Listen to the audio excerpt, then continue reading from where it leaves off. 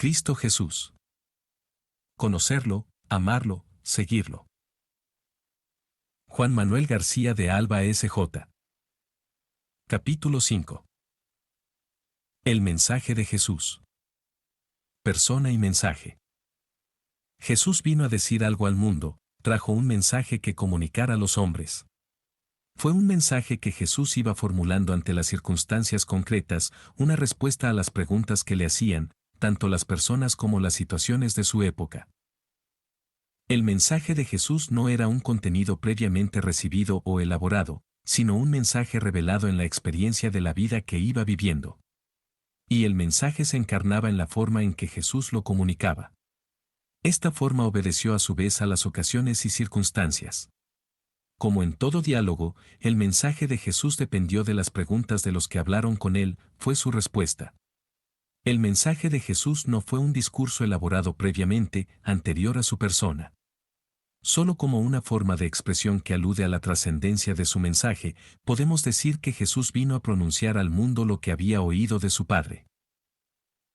Absolutamente hablando, el mensaje fundamental de Jesús fue su persona.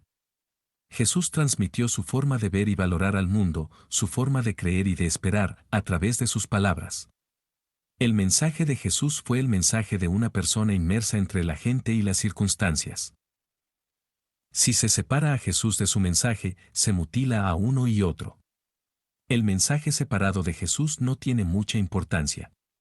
Jesús podía haber dicho otras 8 bienaventuranzas, e indudablemente dijo más parábolas de las que conservamos. Lo que importa es el espíritu de Jesús, su forma de pensar y sentir, que pervive a través del testimonio de los que lo oyeron y de esas primeras interpretaciones que se hicieron bajo la influencia de su espíritu. Tampoco habrá que pensar que el mensaje se reducía a un conjunto de respuestas ocasionales. El mensaje tenía un alma y un espíritu, una columna vertebral y una unidad. Jesús anunciaba el reino de Dios. Este era el alma de su mensaje. El uso del lenguaje. La revelación que Jesús trae al mundo no es un mensaje extraterrestre, no es ajeno al mundo. Jesús extrae su mensaje de la realidad de la vida, de su vida en particular, de su corazón, de sus circunstancias, del mundo de su tiempo. La vida de Jesús, en el contexto de sus circunstancias, y no solo como vida biológica, sino como vida humana, consciente, libre, responsable e irrepetible, es el nudo más apretado de su unión con el Padre. La unión hipostática es la unión de Dios con lo humano de Jesús. El Padre le habla a través de sus circunstancias, de su vida, de su mundo. Y lo que Jesús tiene que decir lo dice también con palabras de su mundo, de su cultura y de su tiempo. Sus palabras son las portadoras convencionales de lo que quiere decir, son signos. Y como todo signo es necesariamente relativo, debe ser comprendido e interpretado en su contexto. De ahí la importancia de conocer el contexto de Jesús para entender su mensaje. Lo que Jesús quiso decir habrá que destilarlo tanto del texto encarnado en formas literarias como del contexto total. Esto que vale para interpretar las palabras de Jesús vale igualmente para interpretar las de los evangelistas. También en el Evangelio se aplica la distinción de San Pablo entre el espíritu y la letra de la Escritura. En las expresiones hebreas y arameas eran comunes las exageraciones o hipérboles. No habrá que entenderlas por tanto al pie de la letra, normalmente son formas habituales de ponderación como ocurre en todas las lenguas. El reino. El punto central de la predicación de Jesús y el núcleo de su mensaje era el reino de los cielos. San Marcos presenta el contenido fundamental del mensaje de Jesús de la siguiente manera: el tiempo se ha cumplido, ha llegado el reino de Dios. Conviértanse y crean en el Evangelio. Mateo habla del reino de los cielos en lugar del reino de Dios, para no pronunciar innecesariamente, según la costumbre judía, el nombre de Dios. Jesús no nos dice expresamente qué es o qué entiende él por él. Reino. Habrá que deducirlo del conjunto de su mensaje y de todo su contexto. Jesús supone en sus oyentes una idea bastante clara. Todo mundo esperaba y hablaba del reino de Dios, aunque cada quien lo interpretaba de forma distinta. Los fariseos pensaban que se daría con el perfecto cumplimiento de la ley, los celotas lo entendían como una teocracia política, que vendría con un levantamiento armado. Jesús no coincide con ninguna de esas concepciones. Él lo proclama como algo diverso. Para Jesús el reino de los cielos está perfectamente ligado con la esperanza de la salvación y con el juicio final escatológico. Cuando Pablo y Juan anuncian el Evangelio, abandonarán la expresión judía del reino, para hablar, en su lugar, de la salvación, de la justificación y de la vida. El mensaje de Jesús lo entenderán como un don de Dios que responde a la necesidad que el hombre tiene, de paz, de libertad, de justicia y de vida. La respuesta de Jesús a la necesidad que el hombre tiene de Dios, de su salvación, de su amor y de su gracia, de un mundo nuevo y de liberarse de todos sus males y sufrimientos personales es lo que Jesús anuncia como el reino de los cielos presente en el mundo. La necesidad del hombre no es mera explicación del don divino, sino una especie de apetito de su gracia. La gracia y el reino, para que de veras lo sean, no han de ser algo ajeno a las necesidades del hombre. Jesús anuncia el reino de los cielos como algo presente, actual. El tiempo se ha cumplido y el reino de Dios ha llegado. Esta es la hora esperada por tanta gente. Dichosos los que ven lo que ustedes ven. Porque yo les digo que muchos profetas y reyes quisieron ver lo que ustedes ven y no lo vieron, quisieron oír lo que ustedes oyen y no lo oyeron. Jesús dice en la sinagoga de Nazaret: Hoy se ha cumplido esa palabra ante ustedes. Llegó la hora, los ciegos ven, los cojos andan, los sordos oyen, los leprosos quedan limpios, los muertos resucitan, y se predica a los pobres la buena nueva. Todo esto sucede por la palabra y la acción de Jesús, por eso, dichoso aquel que no se escandaliza de mí. El escándalo venía porque, ¿cómo, una cosa tan importante la anunciaba y la realizaba una persona tan insignificante? Quizá, al principio, no había nada que hablara en contra de Jesús, pero tampoco había nada que hablara a favor. Ni Jesús, ni sus discípulos, ni la gente que lo rodeaba, y había gente de mala fama, ofrecían ninguna garantía. La gente no lo aceptaba porque las cosas no eran claras. Hasta sus más íntimos familiares lo tuvieron por loco. Para Jesús las cosas eran distintas. Su misma forma de pensar sobre el reino lo llevaba a actuar de ese modo. Lógico, Jesús no hace un discurso o sistemático sobre la cuestión del reino. Habla en parábolas no para ocultar el sentido del reino, sino para poner de manifiesto alguno de sus aspectos. Con el reino de Dios sucede lo que pasa con un grano de mostaza, que acaba convirtiéndose en un gran árbol, con ser la más pequeña e insignificante de todas las semillas. El reino es semejante también a un poco de levadura, que basta para fermentar 3 medidas de harina. El reino de Dios llega en lo oculto, y hasta en el fracaso y la muerte. Ocurre con él como con la semilla que se esparce, y muere, y acaba por dar fruto. El reinado de Dios no llega como un hecho observable. No podrán decir míralo aquí o allí. El reinado de Dios está dentro o en medio de ustedes, en el sentido de está ya entre ustedes, es algo presente. El reino de los cielos es como un tesoro oculto, o una perla preciosa que un hombre encuentra inesperadamente. El hombre se llena de alegría, vende cuanto tiene, la adquiere. Pero también es semejante a una red que recoge toda clase de peces. Como la higuera anuncia con sus retoños la primavera, así los signos de los tiempos anuncian el reino. El reino de los cielos quedaba identificado en cierto modo con la persona y la acción de Jesús. Por eso son muy insensatos aquellos que no responden. Y son felices quienes lo aceptan. Para Jesús el reino de los cielos no es una etapa del mundo. No es parte de su proceso natural, ni su fruto. No es el resultado de un proceso evolutivo. No es obra de los hombres. Es, por el contrario, la obra de Dios. Es escatológico y trasciende el orden histórico. Llegará a ser una realidad, no por el esfuerzo moral del hombre, sino únicamente por la acción de Dios. Dios pondrá fin al mundo y a la historia e implantará un nuevo mundo, el mundo de la felicidad eterna. Jesús no anunciaba un mundo mejor, anunciaba un mundo nuevo. El reino era un don, era gracia, por eso era algo que se recibía, algo que había que pedir y algo que venía del cielo.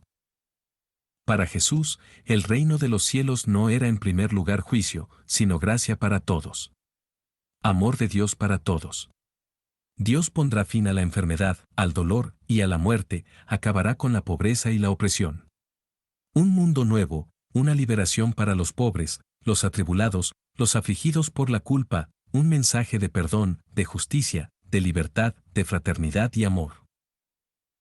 El reino de los cielos no era una invención de Jesús. Sus contemporáneos aguardaban el fin del mundo de manera más o menos semejante. Había descripciones del acontecimiento escatológico que procedían de la literatura judaica, apocalíptica. El libro de Daniel es el testimonio más antiguo de este tipo de literatura. Jesús no dejó de participar en la expectación escatológica de sus contemporáneos. Afirmó que el reino de Dios vendría y que los hombres deberían estar preparados para hacer frente al juicio venidero. Podemos describir el reino de la siguiente manera. El reino es el tiempo y la obra de Dios, su señorío como Padre de todos los hombres. Es gracia, perdón y amor, felicidad y paz. El reino es una nueva relación de la humanidad con Dios, tiene sentido profundamente escatológico y religioso. Por otra parte, ahora podemos decir que el reino de los cielos es la humanidad en proceso de transformación por el mensaje, la vida y la fuerza de Jesús que enseña por los caminos. Por eso el reino está esencialmente vinculado al mensaje, a la vida y persona de Jesús. No hay verdadero anuncio del reino sin Jesús, sin su mensaje y sin su historia. Jesús visualizaba el reino como un arrancar al mundo del poder del demonio, vencerlo y echarlo fuera, y ponerlo bajo el cuidado y la dirección directa de Dios. Después de la resurrección quedó claro que este cuidado y dominio del mundo lo ejerce Dios a través de su Hijo, constituido Señor y Mesías. Los milagros de Jesús son acciones que anuncian el reino. Muestran que Jesús no solo proclamó el mensaje, sino que lo vivió y lo encarnó, Él es ese mensaje. El reino inminente y escatológico. Jesús esperaba que los dones y los acontecimientos del reino sucedieran pronto, en un futuro inmediato, y decía que el amanecer de esta nueva era podía ya percibirse en los signos y prodigios que Él obraba, particularmente en su poder de expulsar a los demonios. Jesús afirmaba que el reino de los cielos ya había comenzado con su mensaje, su predicación y su acción. Y que era como la levadura o la semilla, que empiezan por lo pequeño. Concibió el fin del mundo inminente, unido al reino de Dios. El Hijo del Hombre vendría sobre las nubes del cielo, los muertos resucitarían y llegaría el día del juicio. Para los justos empezaría el tiempo de la felicidad, mientras que los condenados serían entregados al infierno. La primitiva comunidad cristiana entendió el reino de Dios en el mismo sentido que Jesús. También ella esperaba el advenimiento del reino en un futuro inmediato. Pablo creía que llegaría vivo al fin de este mundo y presenciaría la resurrección de los muertos. La esperanza constituye también el núcleo de toda la predicación neotestamentaria. Pero la esperanza de Jesús y de la comunidad cristiana primitiva en el advenimiento inminente del reino y en el fin del mundo no se cumplió. Sigue existiendo el mundo y la historia continúa. ¿Qué conclusión habrá que sacar? ¿Hemos de conservar la predicación de Jesús y abandonar su expectativa escatológica? ¿Se ha de reducir su predicación del reino a una especie de evangelio social? ¿Encierra la predicación de Jesús un mensaje y un significado solo desde la expectativa escatológica? ¿Afecta a la fe en la persona de Jesús el retraso del fin inminente? Los enunciados escatológicos y las imágenes míticas expresan la idea de que el hombre no es dueño del mundo, ni de su propia vida, que el mundo en el que vive está lleno de enigmas y misterios, tantos como la vida del hombre. La escatología expresa una manera de entender la existencia humana. Cree que el mundo y la vida tienen su fundamento y sus límites en Dios, que está más allá de todo lo que podemos controlar y calcular. Habla de la posibilidad que tiene el hombre de perderse y de la voluntad explícita de Dios de salvarlo. Al referirse a Satanás como soberano del mundo expresa una profunda intuición, que el mal no se da aquí y allá, sino que todos los males particulares constituyen un único poder que surge de las acciones de los hombres y crea un ambiente y estructura que oprime a todo hombre. La experiencia demuestra que nuestras propias acciones resultan frecuentemente incomprensibles. Las consecuencias y los efectos de nuestros pecados se transforman en un poder que nos domina y del que nosotros mismos no podemos liberarnos. El lenguaje es una figura de dicción, pero por él expresamos el conocimiento y la intuición de que el mal, del que cada hombre es individualmente responsable, se ha convertido en un poder que esclaviza misteriosamente a todos los miembros de la raza humana. El fin de los tiempos anunciado por Jesús sigue proyectando su luz. El mensaje de este acontecimiento, ya sea el día de mañana o en un futuro lejano, sigue teniendo la misma importancia. El mundo y la vida del hombre no durará eternamente. La vida del hombre tiene un final, al final no está la nada, sino Dios. La causa de Dios triunfará y Él dirá la última palabra. A Dios le pertenece el fin como le pertenece el principio, y por ser el principio del mundo es también el fin. Hay que configurar el presente individual y social, la historia y la vida de los hombres a la luz de la voluntad y el juicio de Dios, a la luz del fin. La consumación no llegará por evolución social, espiritual o técnica, ni por revolución social, armada o pacífica. Su cumplimiento viene por la acción de Dios, que no se puede prever ni explorar. La acción de Dios incluye la acción del hombre tanto en el ámbito individual como en el social. La primacía es de Dios, pero la cooperación es indispensable y pertenece al hombre.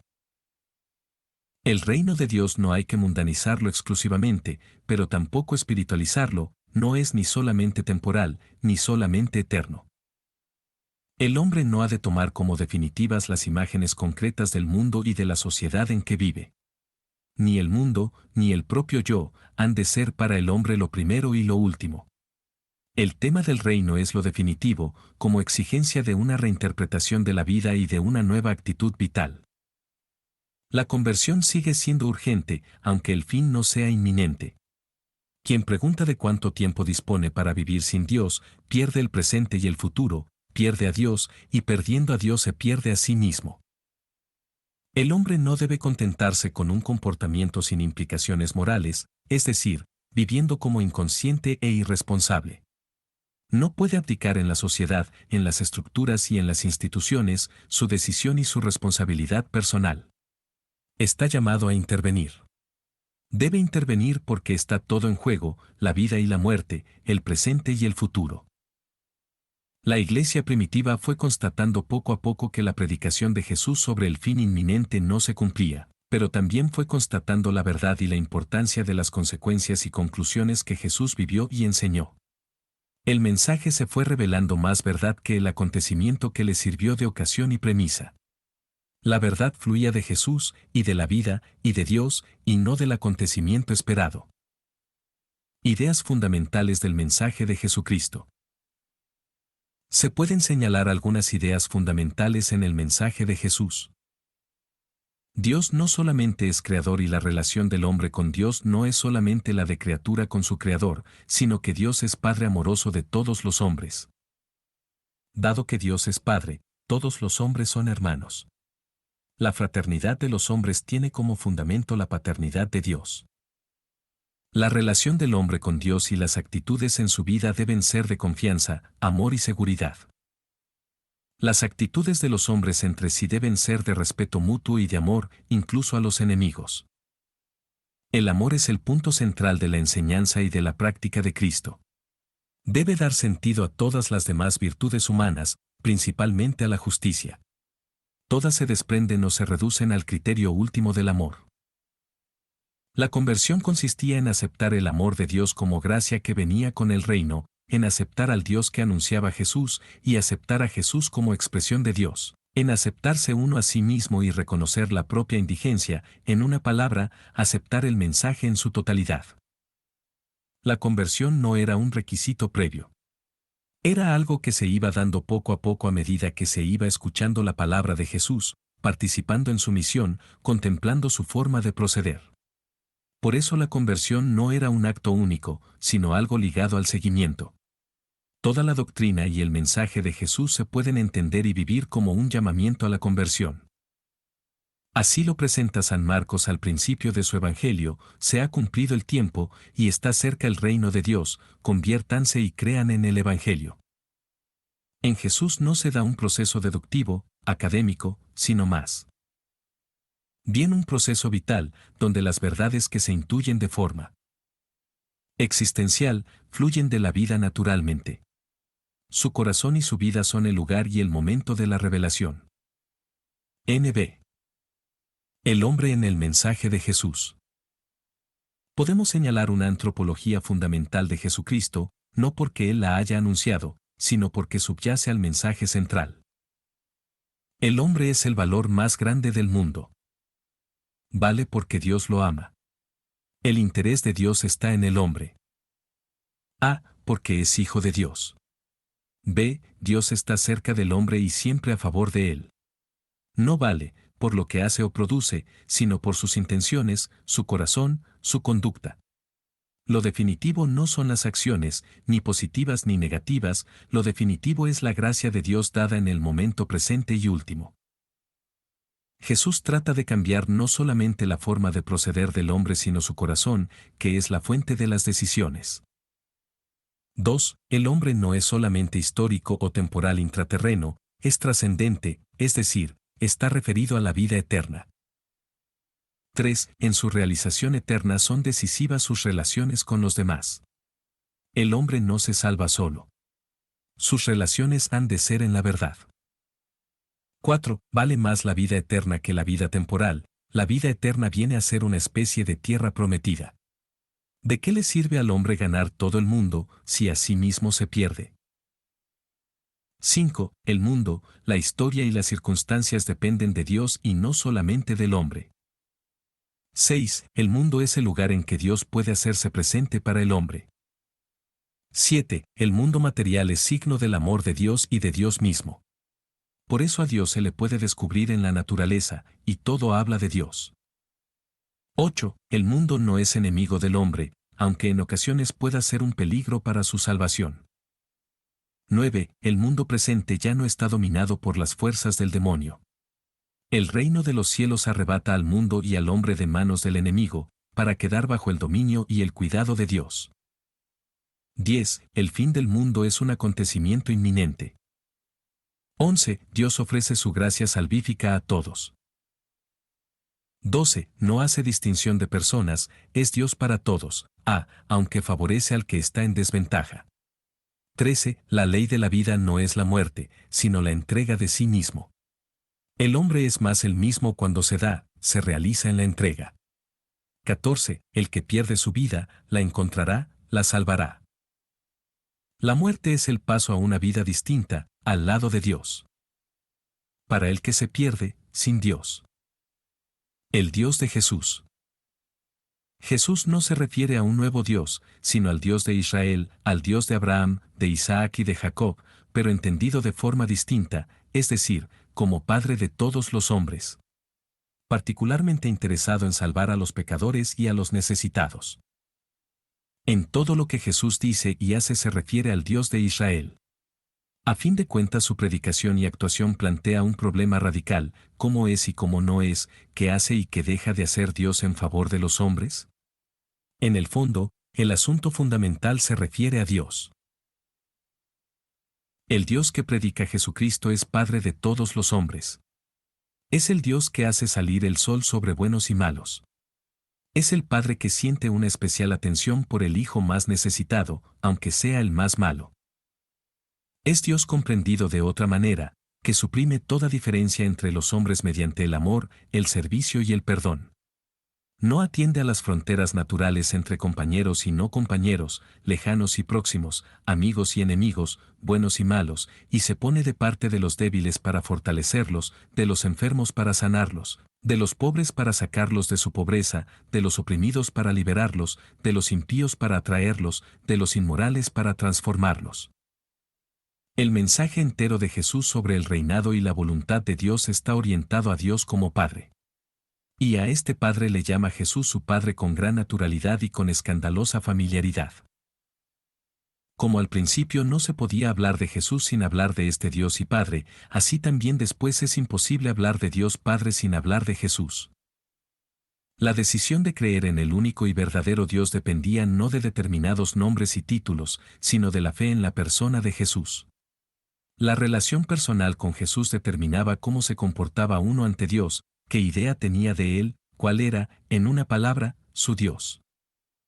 Jesús habló y actuó en el nombre y con la fuerza del único Dios de Israel.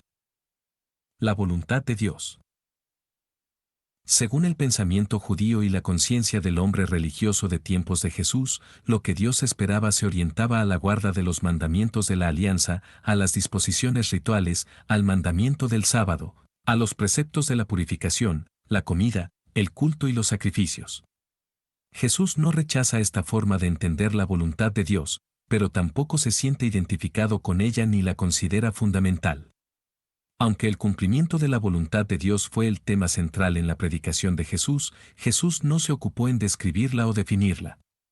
Para Jesús la voluntad de Dios era algo que se iba descubriendo poco a poco a lo largo de la vida y en el sustrato más íntimo de la persona, en su corazón.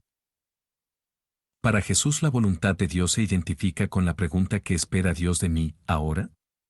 Se trata de responder a algo concreto y de una respuesta responsable y pronta, no de una cuestión abstracta y teórica. Para Jesús la voluntad de Dios consiste, en términos generales, en el cumplimiento de los mandamientos, y en esto coincide con la forma de pensar de sus contemporáneos.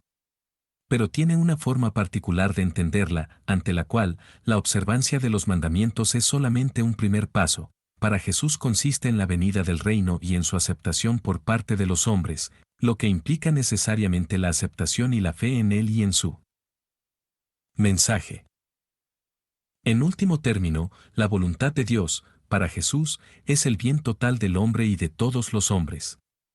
Se identifica con la justicia, el bienestar, el progreso, la salud, la virtud y la santidad del hombre, de tal manera que habría que llegar a ser tan bueno, a amar y a perdonar tanto como Dios. Su manera de entender e interpretar la voluntad de Dios iba en un sentido muy diferente al de los fariseos. El sábado se hizo para el hombre y no el hombre para el sábado. Reduce la ley y todas sus observancias al hombre, y no el hombre a la ley. Con todo esto quedaba claro que su interés se centraba en el hombre y no en las instituciones, en los ritos o en el culto. La voluntad de Dios para Jesús no se orientaba al reconocimiento de Dios a través del culto, del sábado o del templo, sino a través de la apertura del hombre hacia el hombre y en la disposición a amarlo como hermano. Para Jesús el hombre era más importante que el sábado y que cualquier otra cosa fuera de Dios.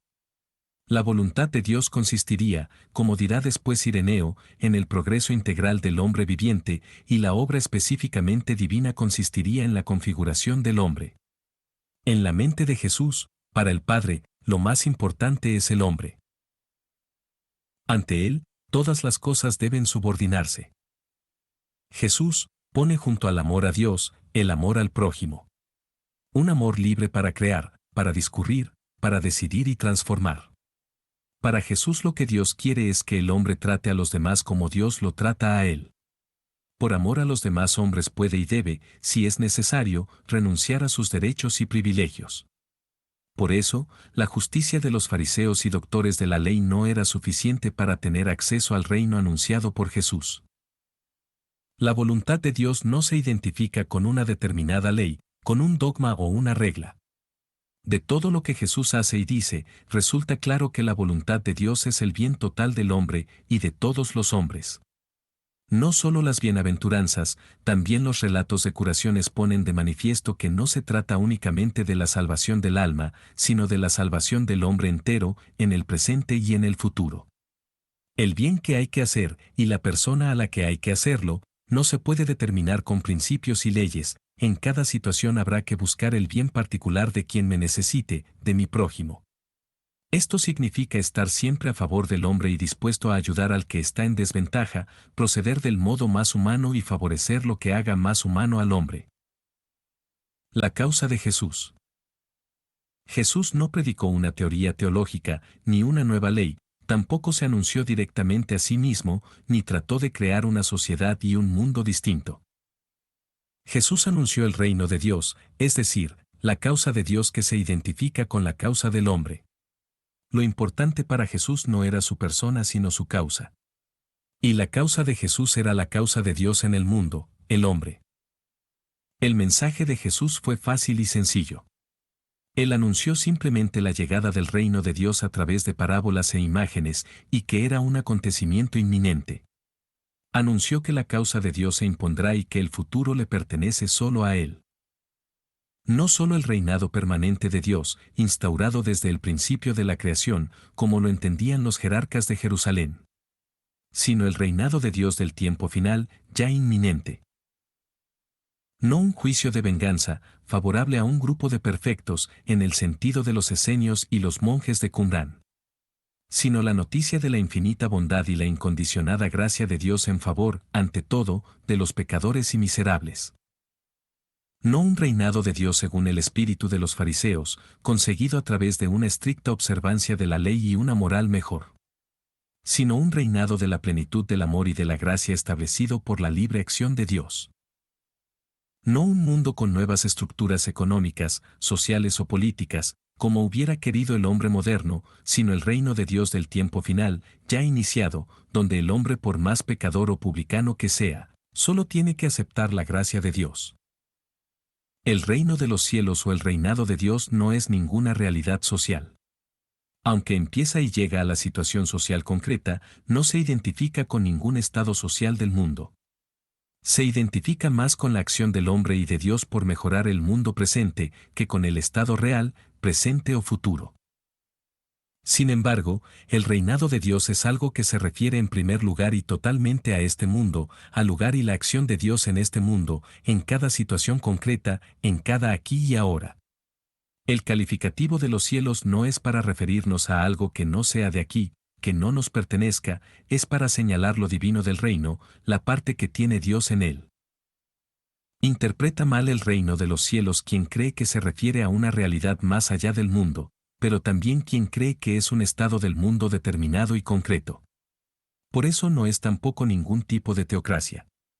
El reino se da siempre que los hombres se responsabilizan del mundo, de la ciencia, de la cultura, de la política, de la naturaleza, pero principalmente cuando se responsabilizan de los demás, de la unidad, de la paz, del amor, del servicio, de la justicia y la libertad.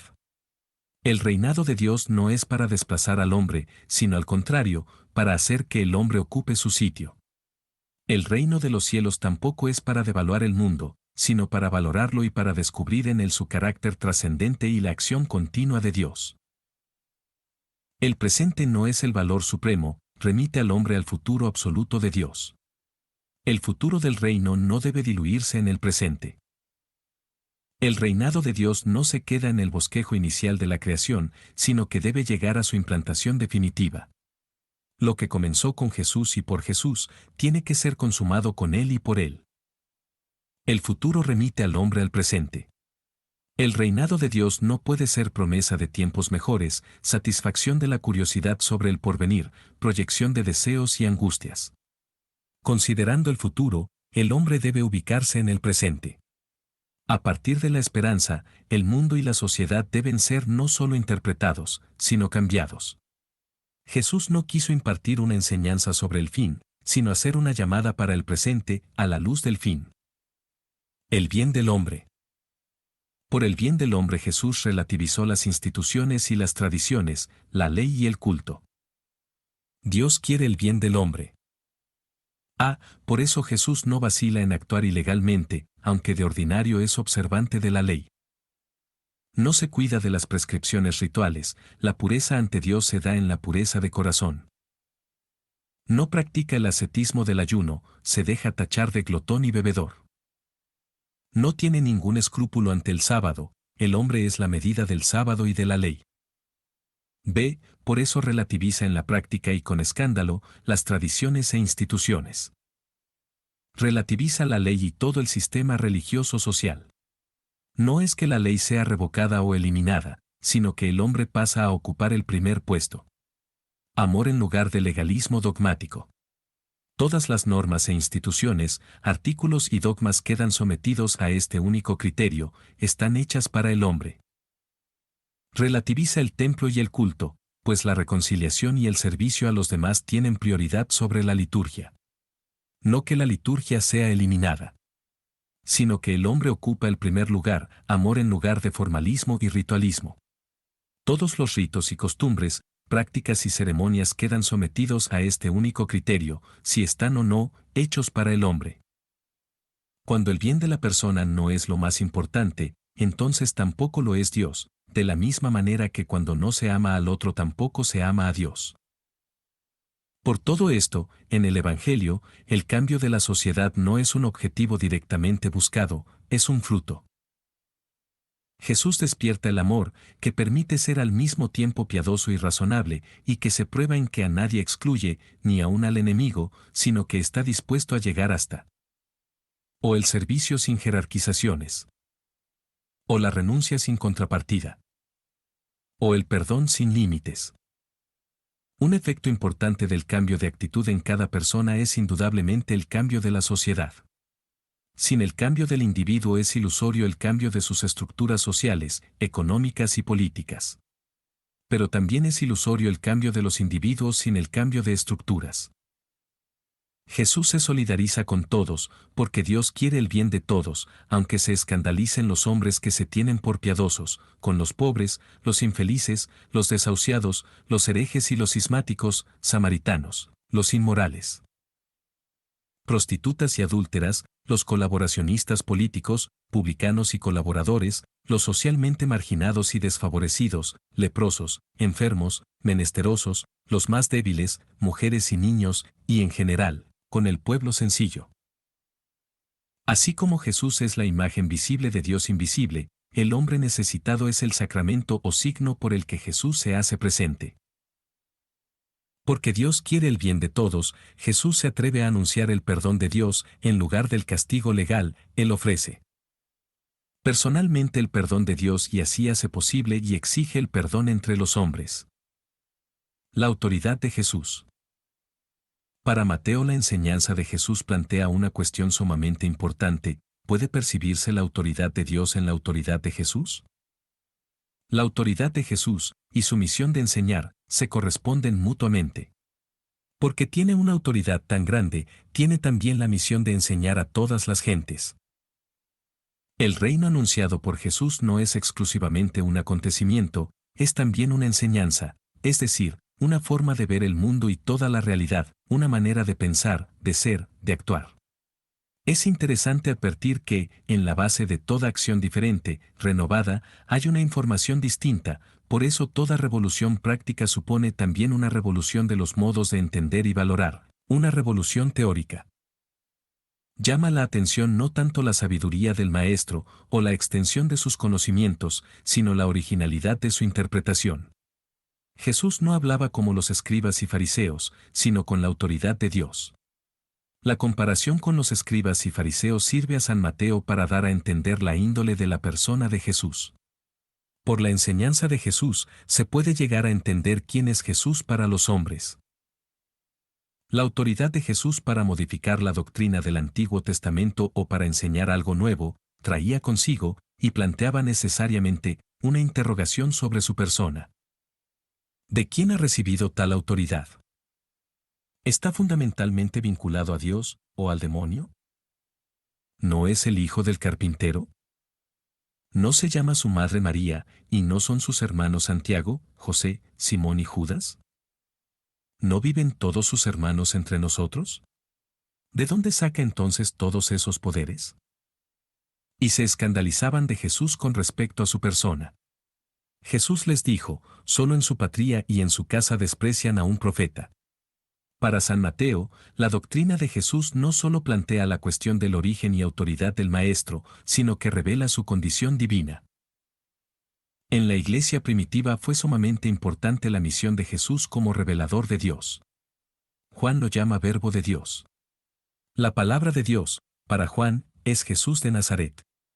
Y la palabra de Dios es lo que expresa el poder, la sabiduría, la voluntad, la razón, la ley y el juicio de Dios. La palabra no es solamente toda, sino también la total expresión de Dios.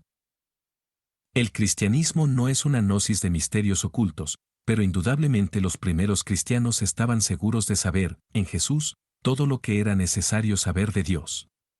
A Jesús se le identificaba con la verdad. La verdad que se nos da en Jesús es la verdad de Dios, la verdad de la revelación, la realidad más honda, que es el origen de las otras realidades. Para Juan la revelación es idéntica a su contenido, es decir, a Jesús, donde Dios se nos ha dado en su carne, esto es, en su condición humana.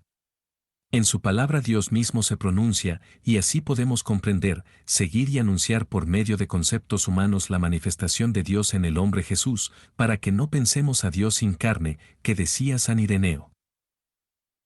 Por su enseñanza y con su enseñanza, juntamente con su ejemplo, su acción y su modo de ser, Jesús fue comprendido y creído en la fe como el perfecto revelador del Padre.